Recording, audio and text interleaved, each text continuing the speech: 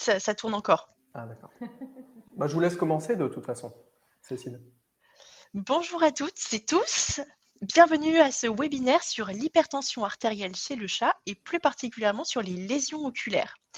Je me présente, je suis Cécile Collignon, vétérinaire chez Seva et responsable technique, bien évidemment. J'ai le plaisir d'accueillir Laurent Bouana, qui est donc spécialiste en ophtalmologie à Paris, et sa collaboratrice Célia Maringue. Aujourd'hui, nous allons aborder donc l'hypertension artérielle et les lésions oculaires de façon globale. On va donc parcourir, je dirais à peu près tout, la description des lésions, mais également la prise en charge, le traitement et le suivi. Petite précision, vous pouvez poser toutes vos questions dans le chat qui se situe sur la droite. Laurent et Célia y répondront au fur et à mesure. Ce webinaire est enregistré, il sera disponible en replay dès demain et le PDF de la présentation de Laurent et Célia sera également disponible. Et enfin, je vous invite à suivre jusqu'au bout cette présentation puisque à l'issue, Laurent vous proposera un quiz et la personne qui répondra le plus rapidement et de façon correcte bien évidemment, sera récompensée. Laurent, Célia, je vous laisse la parole. Bonjour à tous, bienvenue pour cette nouvelle webconférence donc, sur les lésions oculaires secondaires à l'hypertension artérielle. Merci Cécile pour cette présentation. Je tenais tout d'abord rapidement à remercier le laboratoire Seva donc, qui a organisé cette webconférence et Medcom Formation pour l'organisation. Alors, en introduction, rappelons que les lésions oculaires sont fréquentes chez les chats hypertendus, puisque, d'après les études, 50% des cas de chats présentant une hypertension artérielle, une HTA, présentent des lésions au niveau de l'œil, des yeux. C'est donc une maladie, l'hypertension artérielle est très fréquente, et d'autant plus qu'avec le vieillissement de la population féline les dernières années, avec des chats qui atteignent plus de 12 ans, 13 ans, 14 ans, voire plus, c'est une maladie qu'on leur rencontre de plus en plus en consultation et je pense que vous en voyez très régulièrement. Les motifs de consultation les plus fréquents. Donc, ce que vous allez voir, vous, très fréquemment, je pense que vous en avez déjà vu très souvent, ce sont des chats ou même des chiens, on verra, mais chez le chien, c'est beaucoup plus rare. Donc, c'est vrai que là, vous allez voir beaucoup de cas de chats, parce que c'est beaucoup plus fréquent. Et ces chats sont présentés pour une cécité, très souvent depuis quelques jours. C'est-à-dire qu'on vous les amène pour une cécité complète, changement de comportement du chat qui est gêné, qui ne descend plus les meubles ou qui ne monte plus sur les canapés. Les propriétaires le remarquent très bien, hein, donc ils vous les amènent souvent quelques jours après. On note souvent une mydriase, donc dilatation des pupilles, donc c'est un motif de consultation fréquent que remarquent les propriétaires, et un œil ou les yeux qui sont rouges, comme sur cette diapo ici, vous voyez à droite, hein, l'hyphéma, donc l'hémorragie de la chambre antérieure, c'est un autre motif de consultation. Donc retenir les motifs classiques cécité en premier, la mydriase, donc dilatation pupillaire, et la rougeur des yeux. Voici donc juste deux petits cas pour vous montrer cette mydriase que vous notez ici. Vous voyez qu'on voit déjà hein, le décollement de rétine. Bon, on va voir ça dans le détail par la suite, mais il y a quasiment un diagnostic qui est fait quasiment dès l'arrivée du propriétaire dans la salle de consultation. Hein, les petites hémorragies. En tout cas, dilatation de pupille. Et bien sûr, ce chat était aveugle depuis 8 jours. Il présentait un souffle cardiaque. Et à l'examen ophtalmo, vous voyez mydriase, bien sûr, réflexe de clignement négatif, réflexe photomoteur négatif.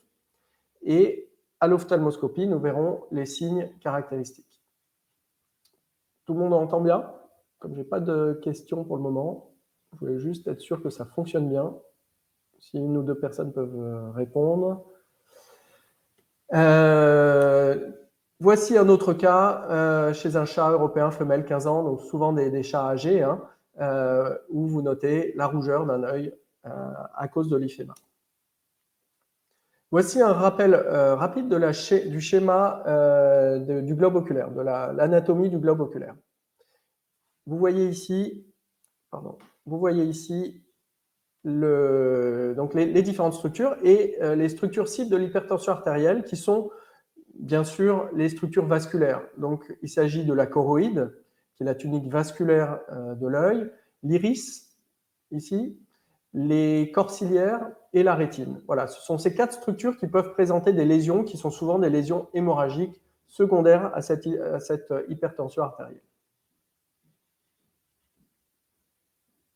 Bon, tout le monde me dit que ça fonctionne, c'est parfait.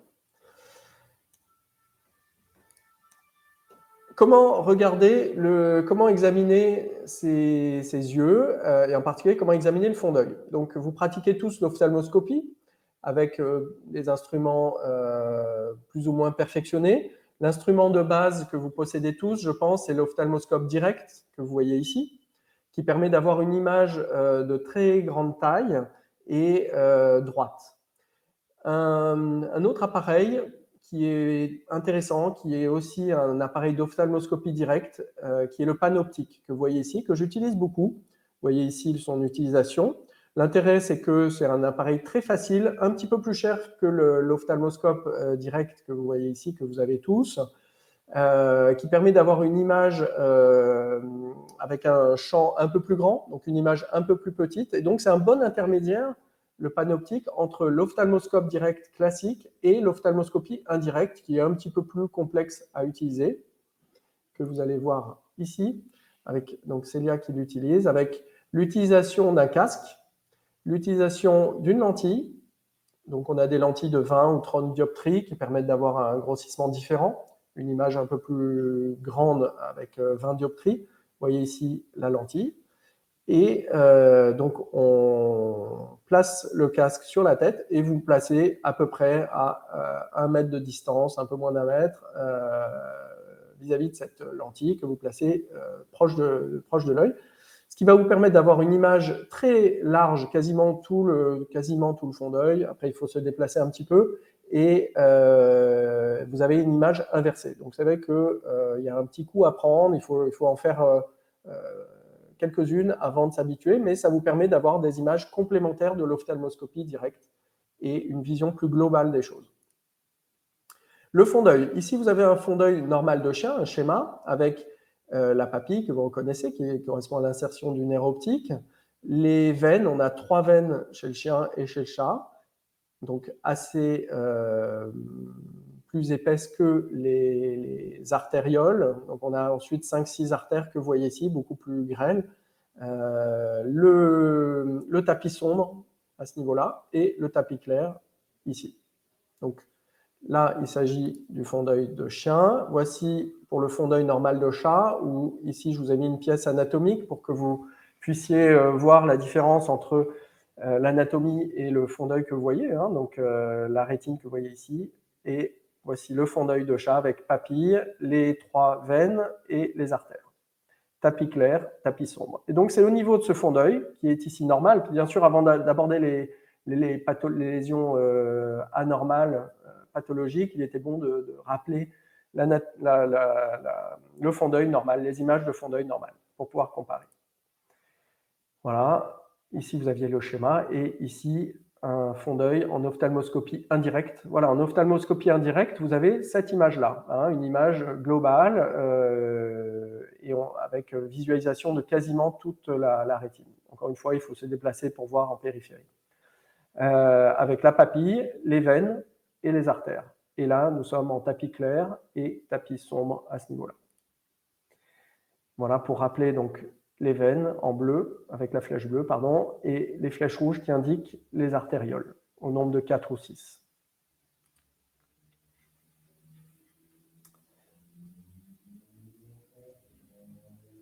Excusez-moi, je regardais un peu vos questions. Oui, on me demandait ce que vous voulez dire sur la diapo, sur la slide. Le RCM, c'est réflexe de clignement à la menace. D'ailleurs, qui est plutôt un test de clignement à la menace plutôt qu'un réflexe. Si on veut être précis, ça c'est pour les neurologues. Donc, les lésions oculaires de l'hypertension artérielle.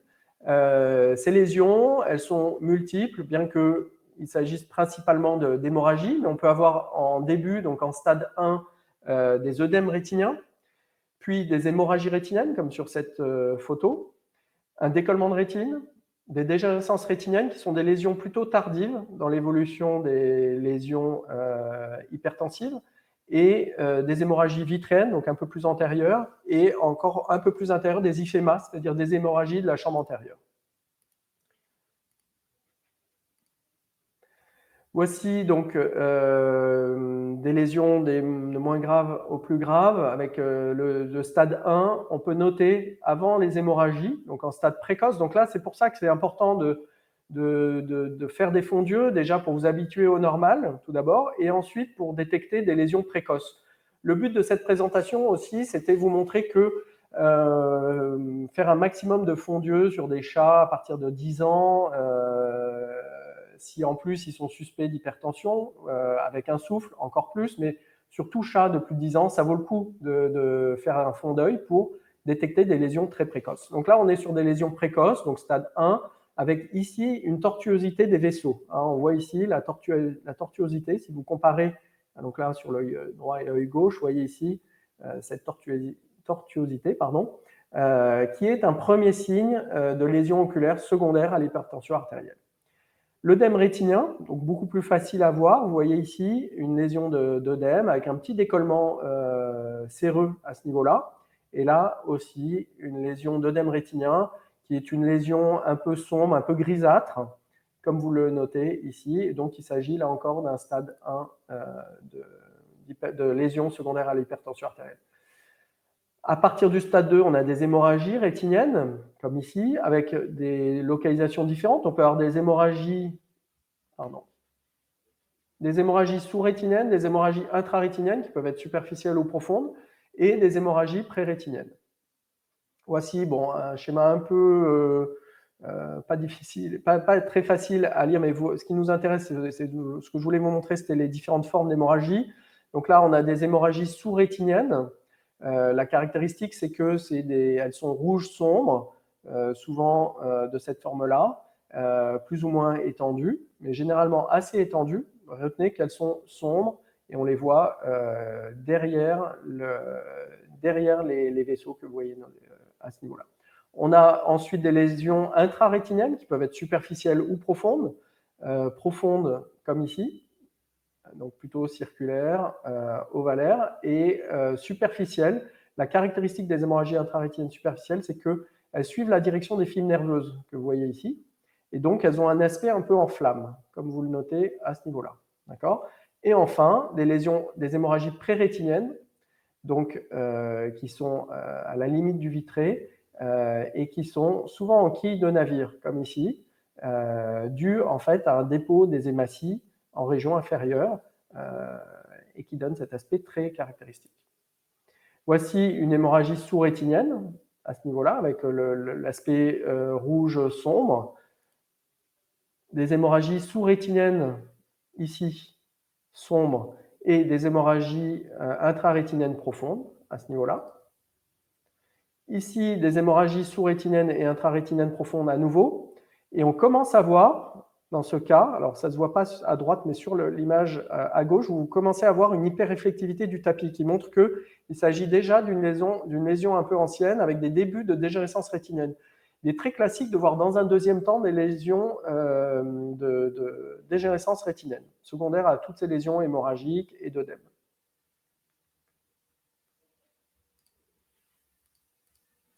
Pardon. Le décollement rétinien, donc, qui est assez fréquent lors d'hypertension et qui se manifeste par, on l'a vu, une cécité et une mydriase, comme chez ce chat, et un décollement qui est souvent bilatéral. Pas obligatoirement, mais qui est souvent bilatéral.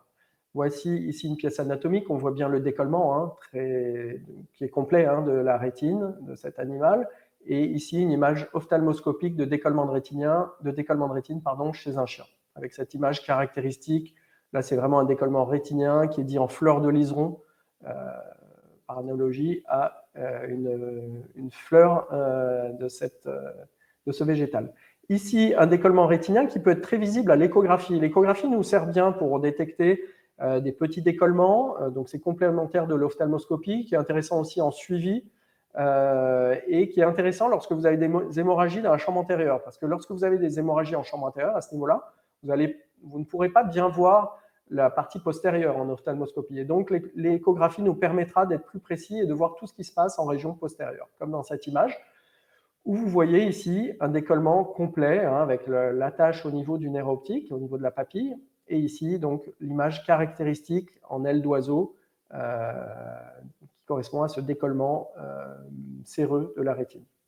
Ici, vous voyez en ophtalmoscopie le décollement très net avec cet aspect caractéristique, c'est-à-dire que vous êtes obligé de changer les lentilles, de modifier les lentilles, d'augmenter la réfractivité pour pouvoir voir nettement cette rétine. Et vous voyez que cette rétine flotte dans le vitré. Il s'agissait d'un chat qui était à 300 mm de mercure de tension artérielle.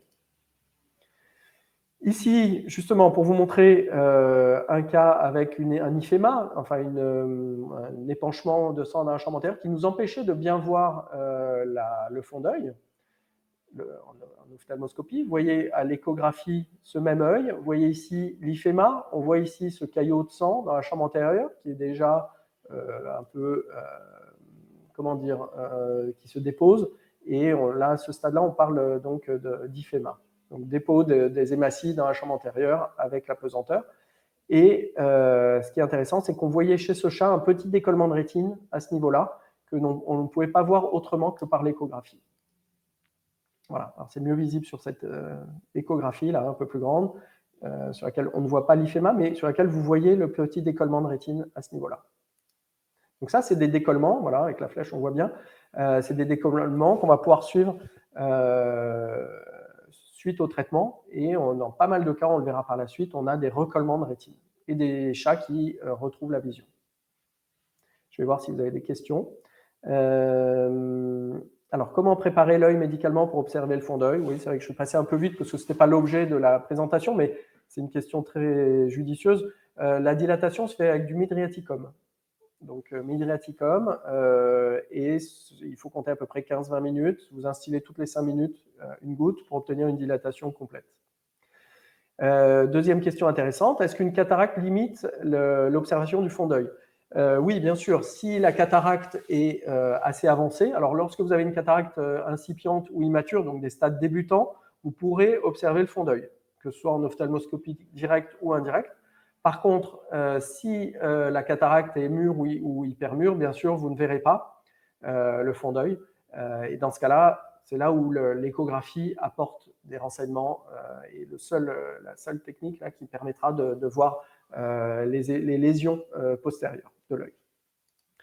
Continuons les différentes lésions rétiniennes secondaires à l'hypertension. Je parlais de la dégénérescence de rétine que vous voyez ici. Donc dégénérescence rétinienne, très souvent en phase tardive, donc après quelques mois ou quelques années.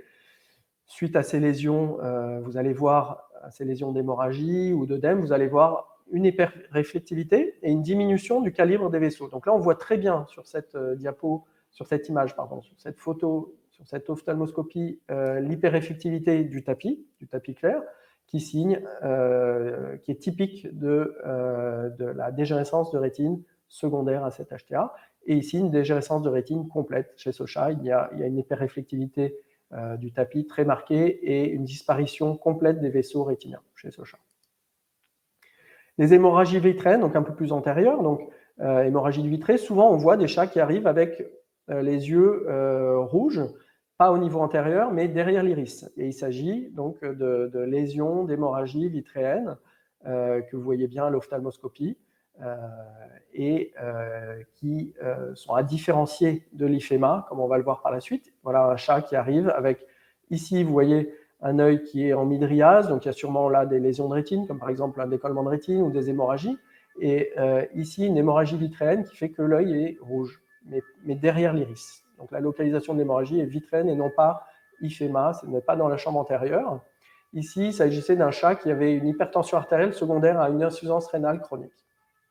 Voilà, donc je disais contrairement à l'IFEMA qui correspond à une hémorragie de la chambre antérieure. Donc là, on voit très bien cette hémorragie massive, un épanchement de sang dans la chambre antérieure. Vous voyez que cette hémorragie est placée devant l'iris, donc elle est très antérieure.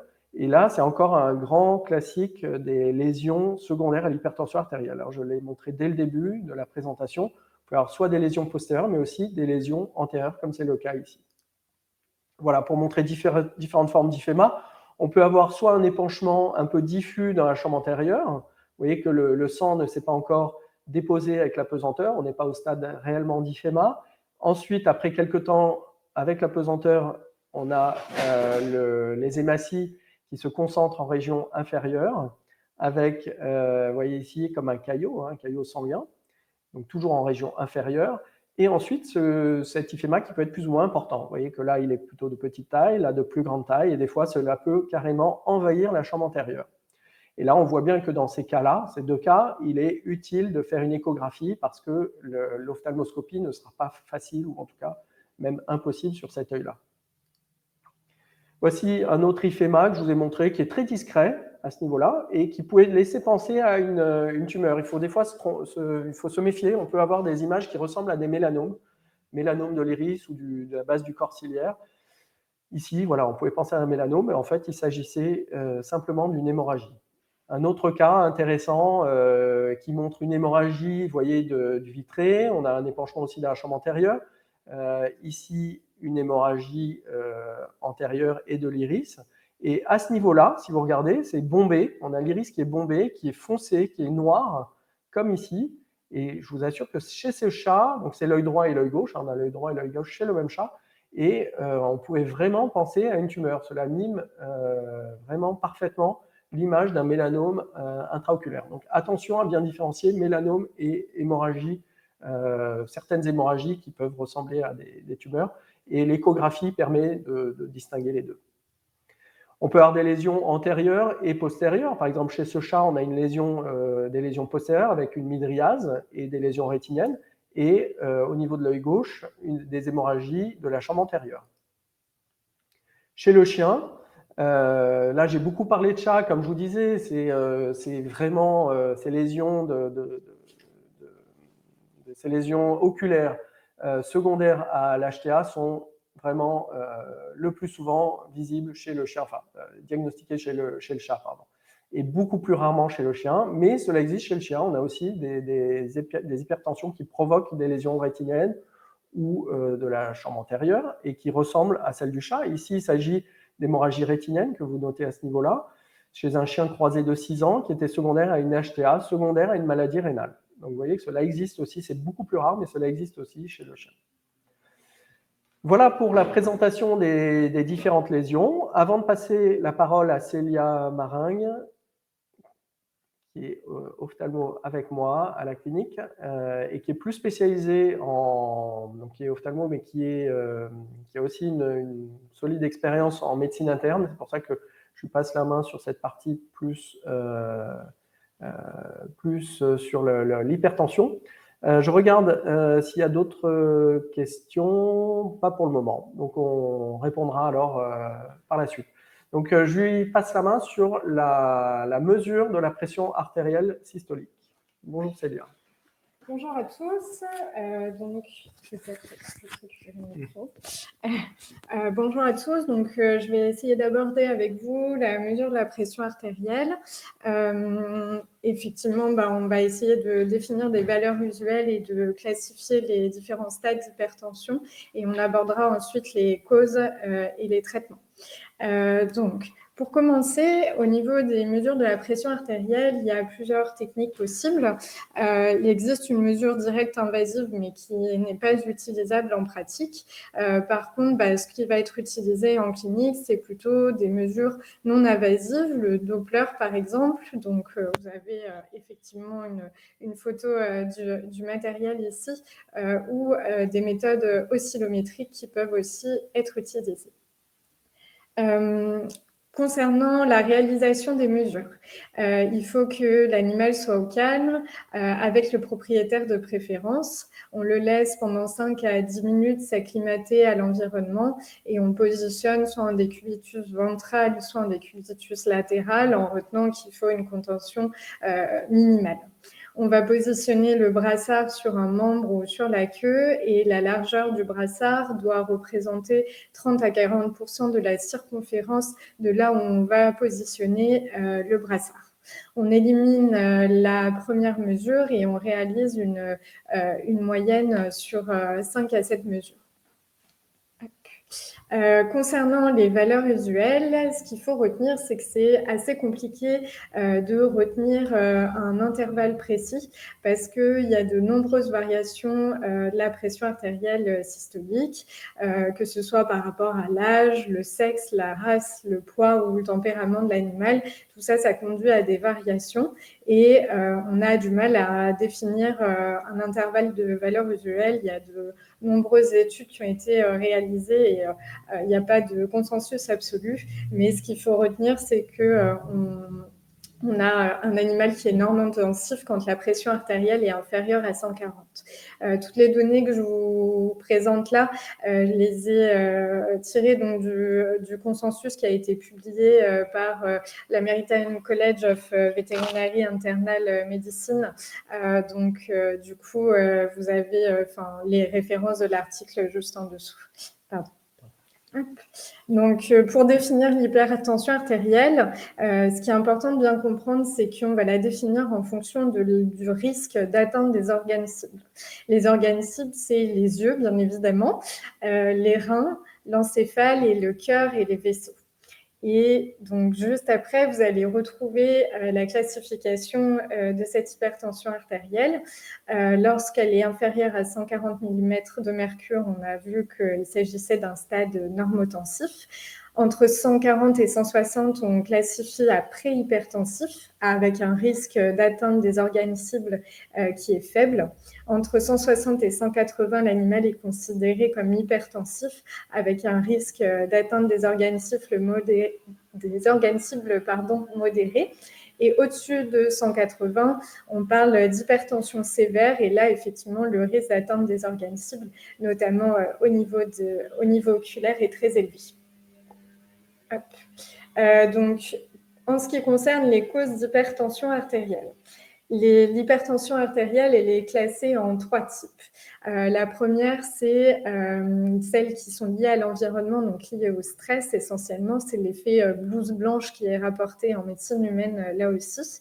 Les causes d'hypertension artérielle, il y a les hypertensions artérielles secondaires qui peuvent représenter jusqu'à plus de 80% des cas.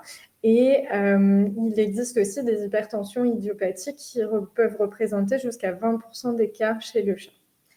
Vous avez fait un résumé ici des causes d'hypertension avec les causes les plus fréquentes chez le chat qui sont bien évidemment la maladie rénale chronique, l'hyperthyroïdie, le diabète sucré et moins souvent l'hyperaldostéronisme primaire. Chez le chien, on retrouve là aussi la maladie rénale chronique et l'insuffisance rénale aiguë, le diabète sucré et l'hypercorticisme comme principale cause d'hypertension artérielle. Évidemment, tout dépend de votre suspicion là aussi, le but étant de réaliser des examens complémentaires pour déterminer la cause. Donc, une analyse biochimique à un hémogramme initialement et ensuite, tout dépendra de vos suspicions. On peut mesurer soit la T4, faire une analyse d'urine ou réaliser d'autres examens. Donc ça, ce sera en fonction des hypothèses et de la présentation clinique. Concernant donc le traitement et le suivi, la grande question, c'est surtout de savoir quand est-ce qu'on doit traiter. La première chose à retenir, c'est qu'à partir du moment où vous voyez une lésion d'un organe cible, et notamment au niveau oculaire, le traitement, il est nécessaire. Vous ai remis par rapport au tableau initial quelle est la démarche à suivre. Donc, pour les animaux préhypertensifs, donc entre 140 et 160 mm de mercure, vous l'avez compris, on traite s'il y a une atteinte de l'organe cible. S'il n'y a pas de lésion des organes cibles, on peut faire un suivi de pression artérielle tous les 3 à 6 mois. Pour un animal hypertensif entre 160 et 180 mm de mercure, s'il n'y a pas de lésion de l'organe cible, on fait un suivi de pression 1 fois par mois. Et si au cours de ces différents contrôles, la pression est toujours supérieure à 160, à ce moment-là, on va mettre en place un traitement. Pour les cas d'hypertension artérielle sévère, je regardais les questions, les valeurs de tension chien et chat. Comme je vous le disais, effectivement, on demande si la valeur est la même. Il y a des grosses variations en fonction des races, du poids, de l'âge de l'animal. Donc, il faut surtout retenir ce tableau qui fait effectivement consensus pour le chien et le chat.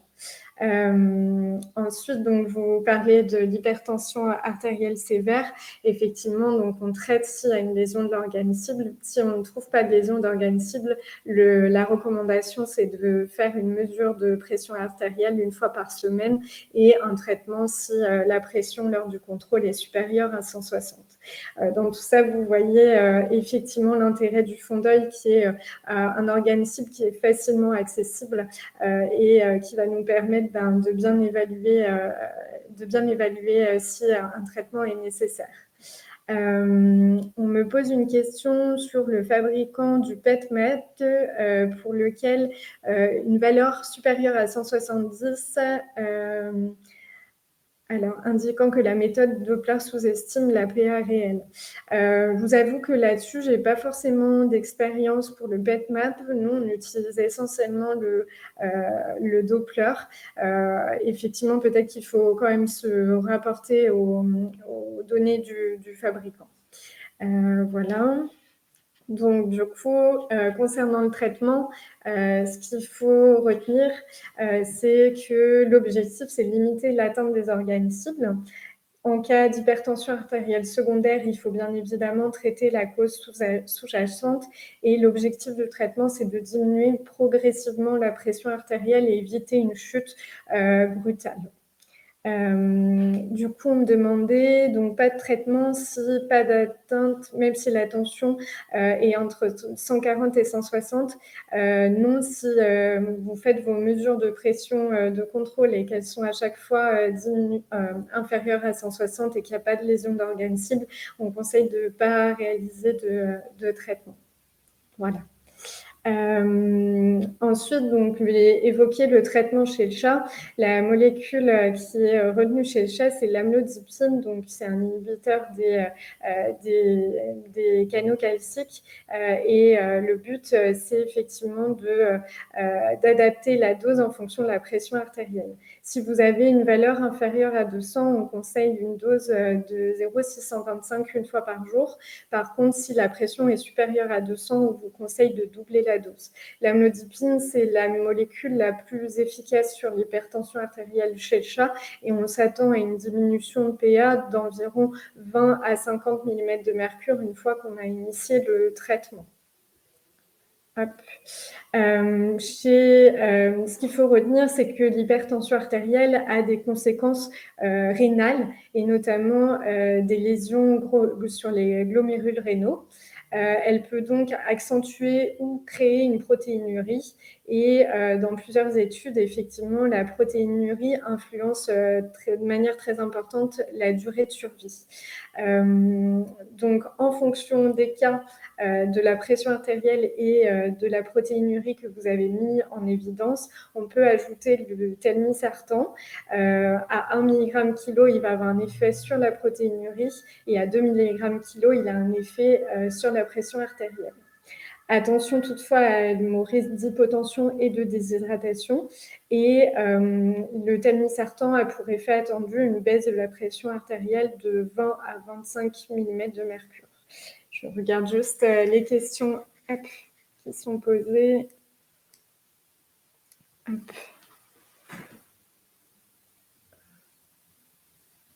Alors, on me demande si effectivement, s'il y a déjà une insuffisance rénale ou une maladie rénale chronique, on traite.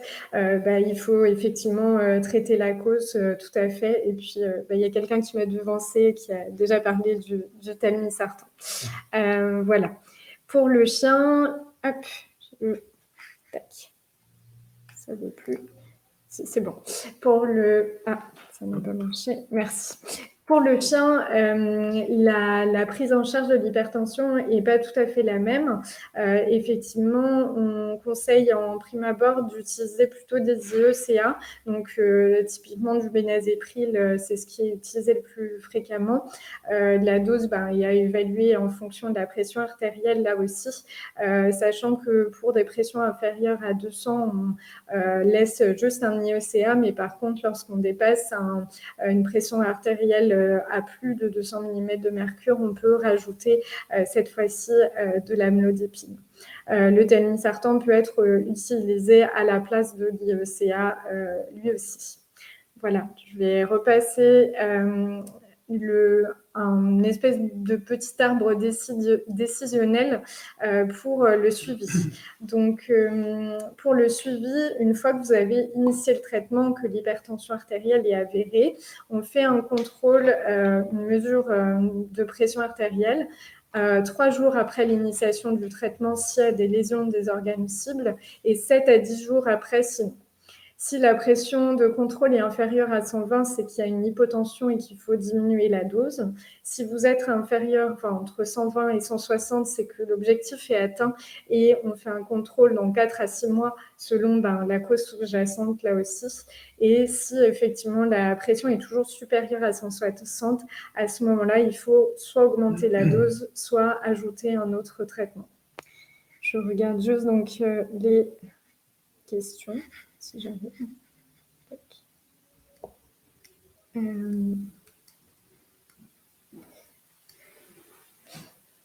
Alors, on me demande si on peut empirer une maladie rénale chronique avec l'amlodipine. Il y a eu des études qui, justement, disaient que l'amlodipine était la molécule qui était vraiment la plus, qui avait le moins de conséquences sur la maladie rénale chronique. Par contre, effectivement, il ne faut pas la mettre en place quand ça dépend de vos stades iris. Donc, si le stade iris est élevé, type 3 ou 4, il faut quand même être assez prudent. Et on me demande si amlodipine et ICA ne suffisent pas. Ça, c'est déjà arrivé surtout chez le chien. Peut-être là, pour le coup, essayer de mettre telmisartan et amlodipine pour voir s'il y a une différence.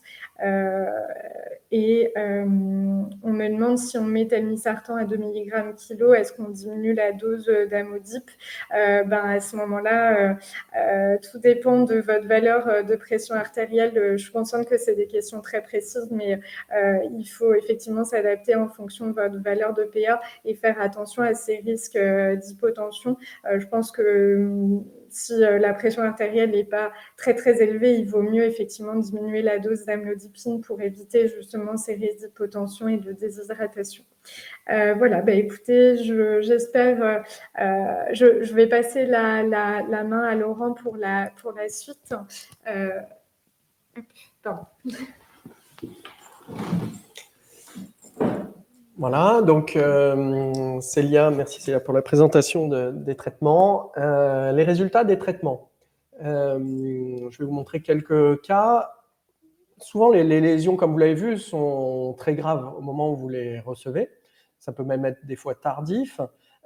Et pourtant, lorsque vous avez des lésions très avancées, comme des décollements de rétine, des hémorragies massives, vous pouvez avoir de très bons résultats avec le traitement que vous a présenté Célia. Déjà, de très bons résultats sur l'état général. On sait qu'on gagne en espérance de vie sur ces chats-là.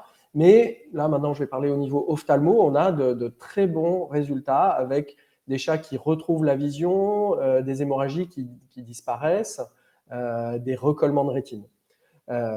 Donc, des pronostics qui sont finalement assez favorables dans pas mal de cas.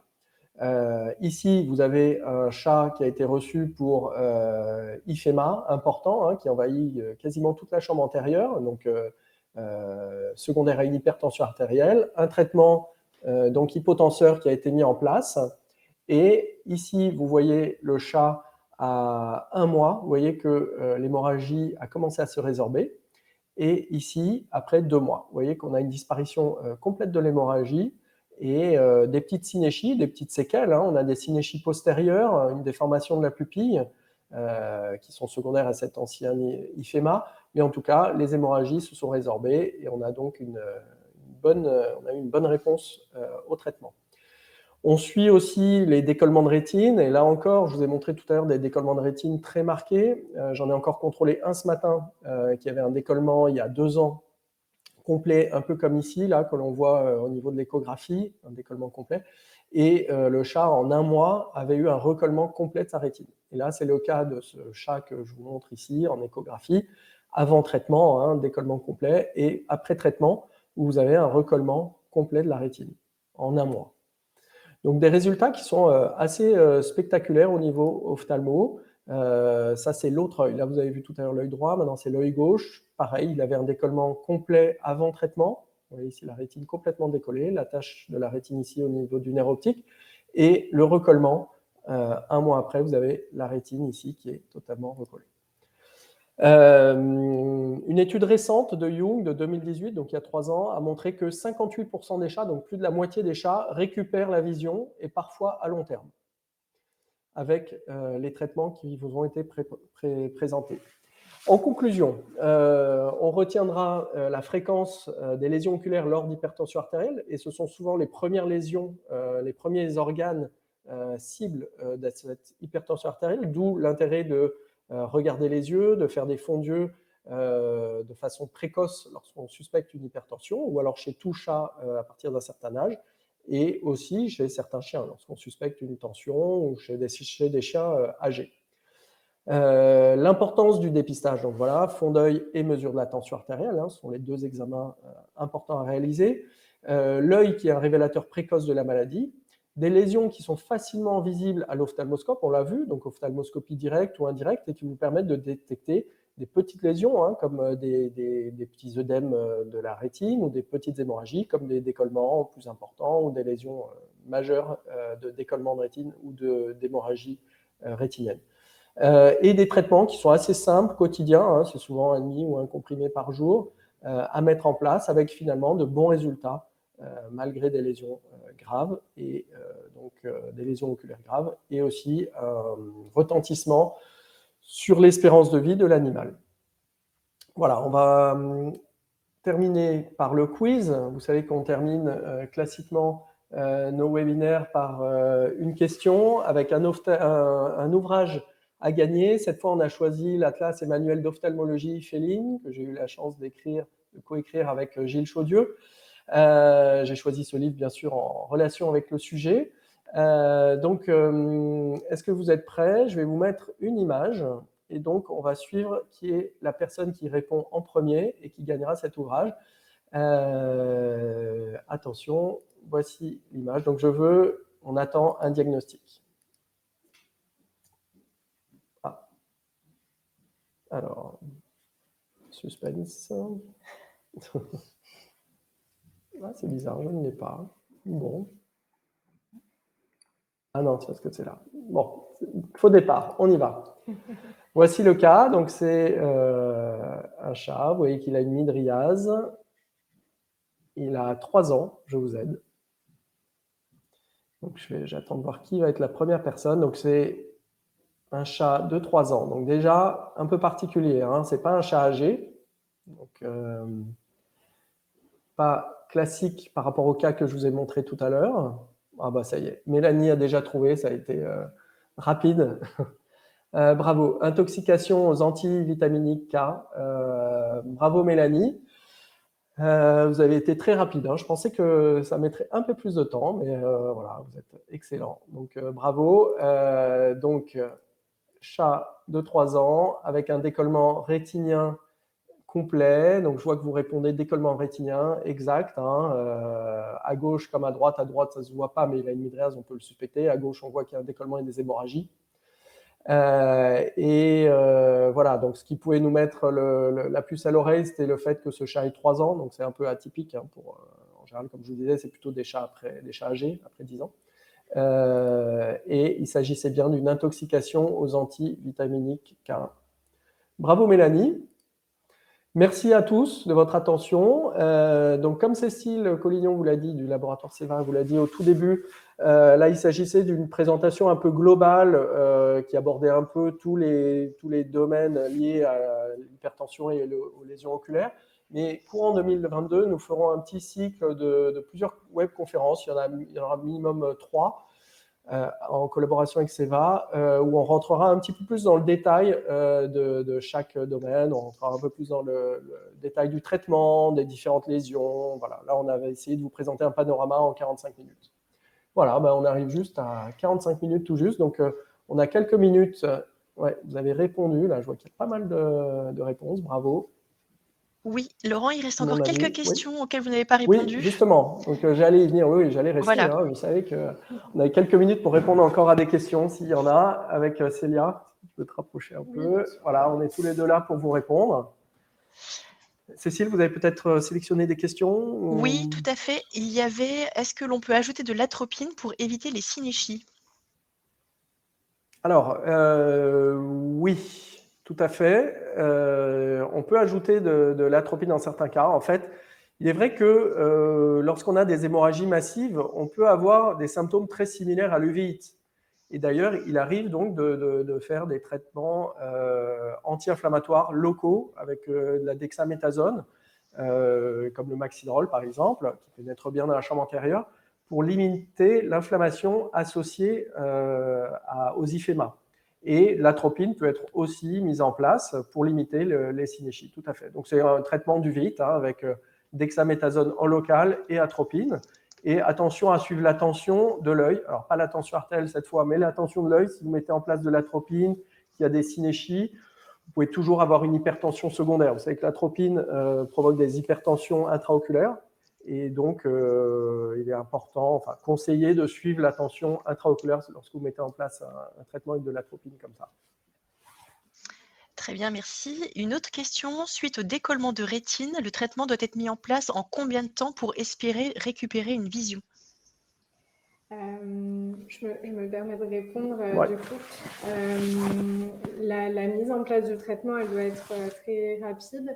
Après, dans une étude récente, ils avaient l'air de dire que le temps depuis lequel le décollement s'était fait n'avait pas forcément de gros impact sur la récupération visuelle, mais il montrait que la récupération visuelle pouvait prendre parfois plusieurs mois pour qu'on ait à nouveau une réponse au clignement, à la menace. Donc, effectivement, il faut le laisser longtemps et le mettre en place le plus rapidement possible. Voilà. Merci Célia. Et donc, alors, on me pose la question sur le... Excusez-moi, Céline. Pardon, allez-y. Continuez, Laurent. Excusez-moi, c'est moi. Oui, on me demande quelle dose d'atropine, car les chats hypersalivent. Oui, donc très classique d'avoir des chats qui salivent lorsque vous prescrivez de l'atropine. Toujours prévenir les propriétaires, parce que sinon, bien sûr, ils vous appelleront le soir même. Donc voilà, c'est quasi systématique. La dose, elle existe, l'atropine en collyre à 0,3%, 0,5% et 1%. À un moment, a été commercialisé en vétérinaire le 1%. Je crois que ça ne l'est plus, mais en tout cas, voilà, vous pouvez prescrire 0,3, 0,5, 1%. Il n'y aura pas une grande différence sur la salivation. Donc, malheureusement, on doit faire avec. Tous ne salivent pas, mais c'est quand même très fréquent, et donc toujours prévenir le propriétaire. Et ce qu'on peut faire, c'est éventuellement mettre du midriaticum qui a un Ouais, temps d'action moins long, mais sur les chats qui sont très sensibles, ça peut aider. Tout à fait, midriaticum, donc temps d'action plus court, mais qui aura moins de ces effets secondaires et qui vous, de par la midriase induite, diminuera les synéchies. Voilà. Comme le dit Christelle aussi, midriaticum. Quelques questions? Alors, il y avait la même question, mais je pense que vous avez déjà abordé la réponse. C'était sur la récupération visuelle, même si le délai de prise en charge a été long. Je pense que Célia a répondu avec la question précédente. Alors, pour ma part, je ne vois pas d'autres questions. Très bien. Eh bien, écoutez, moi, je vais vous remercier. Merci pour cette présentation, Laurent et Célia. Merci à tous d'avoir répondu présent à ce webinaire. Comme je l'ai dit au départ, donc l'enregistrement et le replay seront disponibles demain sur la chaîne Seva Université, sur laquelle vous pouvez retrouver tous les webinaires réalisés par Seva, quel que soit le sujet. Le PDF sera également disponible demain. Et voilà, je n'ai rien d'autre à ajouter. Merci beaucoup à tous.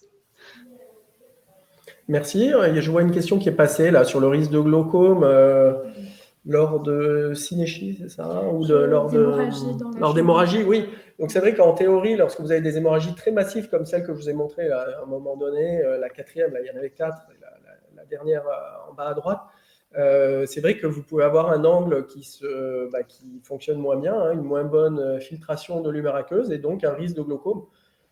Donc, mise en place d'un traitement type COSOP Tencolir et suivi de la tension sont recommandés. Tout à fait. Je vois juste une question par rapport à l'hyperthyroïdie. Oui. Effectivement, on peut traiter les deux en même temps. Donc, traiter bien sûr l'hyperthyroïdie et ajouter la Modip en plus pour traiter l'hypertension artérielle secondaire à l'hyperthyroïdie. Voilà, je vous ai mis trois images d'ouvrages assez récents sur l'ophtalmologie du chien et du chat. Pour ceux qui veulent en savoir plus, on a parlé de l'ophtalmologie féline, mais il y a un livre très récent sur l'ophtalmo du cheval, et les conduites à tenir en ophtalmo du chien et du chat. Je crois qu'il y a une dernière question. Si on est objectif sous les 160, est-ce qu'on doit arrêter la Modip ou le continuer? Normalement, il faut le continuer en faisant des évaluations, des mesures régulières. Si effectivement vous descendez en dessous de 120 à un moment, effectivement, on peut diminuer la dose que vous avez initiée, mais logiquement, on continue. Voilà.